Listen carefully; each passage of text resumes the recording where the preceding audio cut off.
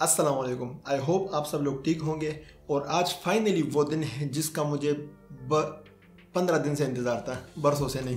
15 दिन पहले जब मैंने हेयर ट्रांसप्लांट किया था तो तब से मेरे रातों की नींद उड़ गई थी। रातों की नींद इस तरह उड़ गई थी कि मुझे स्ट्रेट सोना पड़ता है और ऐसे ऐसे नहीं सोना पड़ता, ऐसे सोना नहीं पड़ता। वो 2-3 दिन पहले मैं ऐसे ऐसे सोना शुरू हो गया था, लेकिन फिर भी वो सुकून तो नहीं होता है। जब तक ये बाल सर में लगे होंगे मुझे वो सुकून नहीं आएगा। आज फाइनली मेरी ये सज़ा ख़त्म हो जाएगी और मैं इससे आज़ाद हो जाऊंगा। इस सज़ा से जो मेरे सर में मेरे बाल लगे हुए, आज इसको उतारने का, इसको निकालने का दिन आ गया है। आज मैंने इस बाल को निकालने, बट बाल निकालने से पहले मैं आप लोगों को सिर्फ थोड़ा सा क्लोज अप शॉट आप लोगों को दिखाना चाहता हूँ कि अभी मेरे बालों की, अभी मेरे सर की हालत जो है वो कैसी है। मैं आपको ज़रा एक्सप्लेन कर दूँ पहले, दिखाने से पहले। जो बालों के साथ खून लगा होता है हल्का हल्का, वो जम गया है और वो सारे बालों में जगह जगह पे पड़ा हुआ है। तो ऐसा लग रहा है जैसे मट्टी है। और ऑफ कोर्स मट्टी भी आई होगी, क्योंकि मैं जब भी बाल धोता हूँ तो ऐसे ऐसे तो नहीं धो सकता जिस तरह मैं नॉर्मल सर इस तरह धोते हैं। ऐसे हम बाल नहीं धो सकते ये वाले।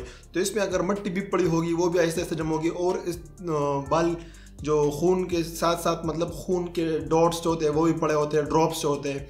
और जो बालों का हल्का हल्का, मतलब वो चमड़े से निकाला होता है ना, तो वो भी हल्का हल्का पड़ा होता है। और अभी कंडीशन मेरे बालों का ये है कि ये वैसे ही गिर रहे हैं। मैंने लास्ट वीडियो में भी बोला था कि अगर आप लोग ये चीज़ें गिर रही हो तो दिस इज़ नॉर्मल। मतलब ये इन दिनों में 10-15 दिनों के बाद ये नॉर्मल गिरते रहते हैं। अगर आपका कोई बाल निकल आया और उसके साथ खून भी निकल आया, मतलब कभी मेरा लास्ट टाइम इस तरह हुआ था, इस तरह नहीं हुआ। कभी कभी आप मतलब गलती से हाथ लगा दो या फिर कुछ हो जाता है ना, आप साइडों में कोई खून का धब्बा हो, आप खून के धब्बे को हटा रहे हो, उसके साथ कोई बाल भी निकल आता है। अगर उसके साथ फ्रेश खून भी निकला है तब भी मुझे लगता है कि आई थिंक आपका जो बाल वहाँ पे लगा होगा ना वो निकल आता है। अगर फ्रेश खून और खून फिर कंटिन्यूसली थोड़ा सा निकल आता है।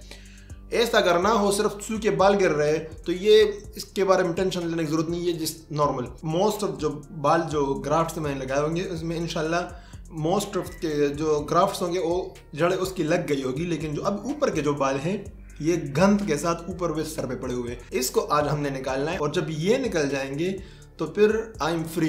मैं कैसे भी सोऊं, मैं बिल्कुल उल्टा सोऊं, सर नीचे करके पाँव ऊपर करके सोऊं, कोई टेंशन नहीं। आप जैसे भी सो, फिर आपने सिर्फ वेट करना है, आपने इंतज़ार करना है कब इसका जो रिजल्ट है वो कब आएगा। ट्रांसप्लांट के जो 10 दिन होते हैं ना, 10-15 दिन, इसकी वजह से बहुत सी चीज़ों से आप मतलब बहुत सी चीज़ों के दरमियान ये रुकावट होती है। एक तो ऑफकोर्स नींद होता है, साइडों में और इस तरह उल्टा करके नहीं सो सकते, आपको सीधा ही लेटना पड़ेगा।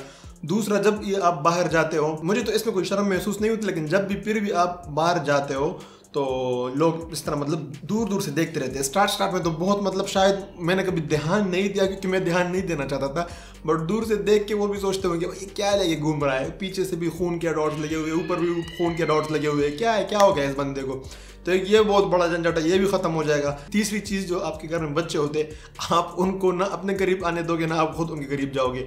मतलब आप बहुत ही ध्यान दोगे। अगर मैं कान निकाल रहा हूँ और मुझे पता चल गया, मेरा दिमाग में मेरे आंखें पीछे भी लगी होती है, बच्चा पीछे आता है, मैं ऐसे कान लगाता हूँ, भाई हाथ मत लगा, हाथ मत लगा, ऐसे। मतलब आपकी आंखें जो है ना, दो इस तरफ, दो इस तरफ, दो इस तरफ, हर तरफ आप ध्यान, मतलब आप हर तरफ खबरदार होकर बैठे रहोगे, कभी कोई पीछे से हमला ना कर दे।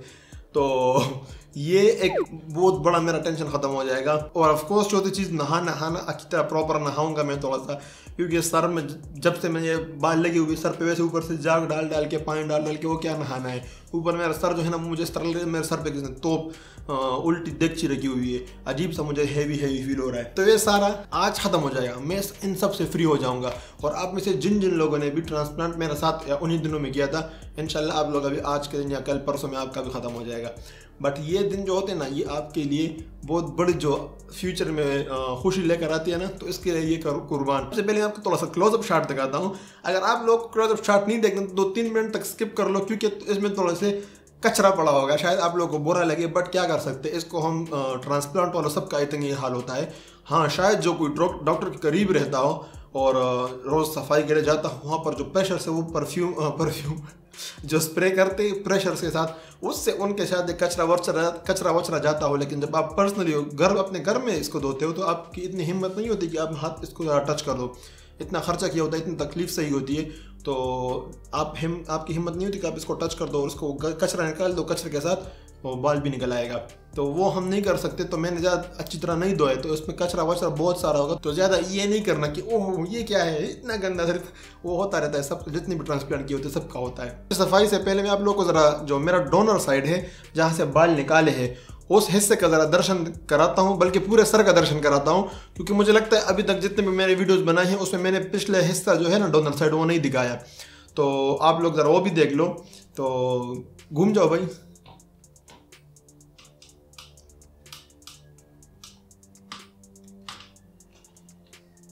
अच्छा, ये जो डोनर साइड है इससे 2 मरतबा मतलब बाल निकाले गए हैं।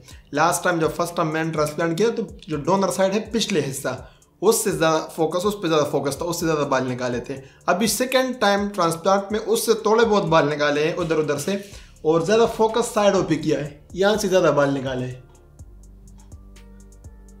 मुझे लगता है थोड़ा सा खून और गंद की वजह से शायद ज़्यादा क्लियर ना दिख रहा हो मेरा डोनर साइड। सफाई करने के बाद, क्लीनिंग करने के बाद मैं दोबारा आप लोगों को ये दिखाऊंगा, मुझे खुद भी देखना है बाय द वे कि अब कैसा है। जब ये सारे बाल मैं गिराऊंगा, सारे गंद और कचरा इस पर जो इतना ज़्यादा भरा हुआ है, वो जब मैं गिराऊंगा तो मुझे एक वाइट चादर चाहिए होगा जो मैं साइड में कंधों पर डाल दूंगा, ताकि जो भी गंद और बाल गिरे आप लोगों को दिखे। तो चादर का इंतज़ाम मैंने किया हुआ है, ये चादर है, बड़े ही ज़बरदस्त अंदाज में चादर आप लोगों के सामने हाजिर। और ये बाय द वे दुपट्टा नहीं है, ये वैसे चादर है। तो जस्ट इस पे फोकस मत करो, सिर्फ बालों पे फोकस करो। बाबा, बाबा। हाँ बच्ची।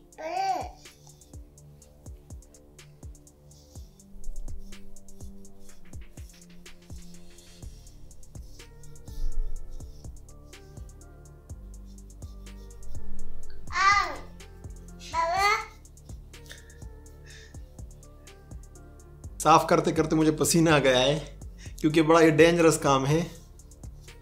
डेंजरस ये है कि आपको इस तरह भी लगता है जैसे आपके बाल लगे हुए हैं ना, आपको इस तरह लगता है कि कुछ ख़राब ना हो जाए। बट ये देखो कितना कचरा गिर रहा है, बहुत ज़्यादा कचरा गिरा है, आप लोगों को दिख रहा है, ये देखो।